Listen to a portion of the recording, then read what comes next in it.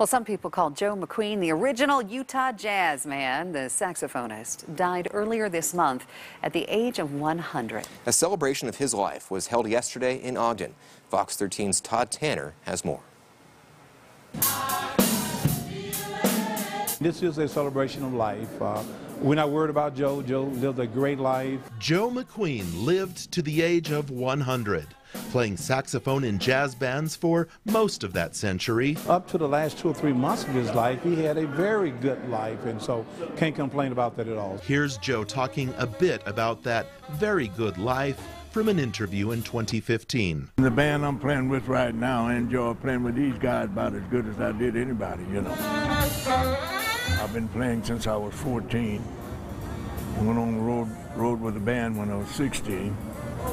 And so during World War II, that's what I did. I entertained service people all over. I came here in 1945. I was supposed to stay 2 weeks, and I've been here now going on 70 years. Though he played all over, Joe made Ogden his hometown, and it was there in the 1940s and 50s that he not only made music, but also brought about change. He refused to provide entertainment for segregated clubs where his own friends and family would not be allowed to enter.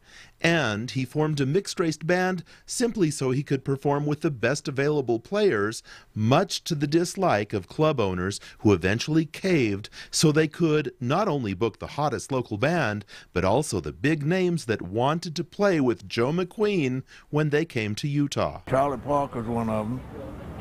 Count Basie, Duke Ellington, Stan Getz. Outside of clubs and concerts, Joe lived a life of service. He impacted life everywhere. After all, a good jazz musician knows the only thing as important as the big notes are the quiet spaces between them. Even at the age of 90-something years old, he's providing people with transportation to and fro that's a lot younger than he was.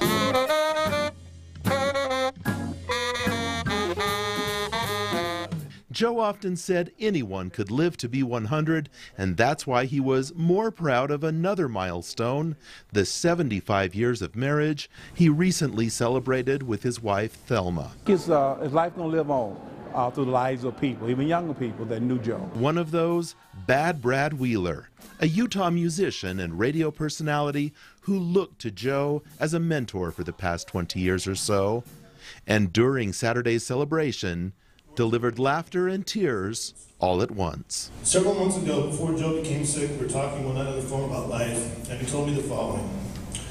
Red, I'm going to tell you right now, when I die, they're going to probably ask you to get up at my funeral and talk. And when they do, get up in front of everyone and please tell them to not cry and carry on. Please tell them I lived a long life, that I achieved things I never could have dreamed of. Tell the people to be happy for me.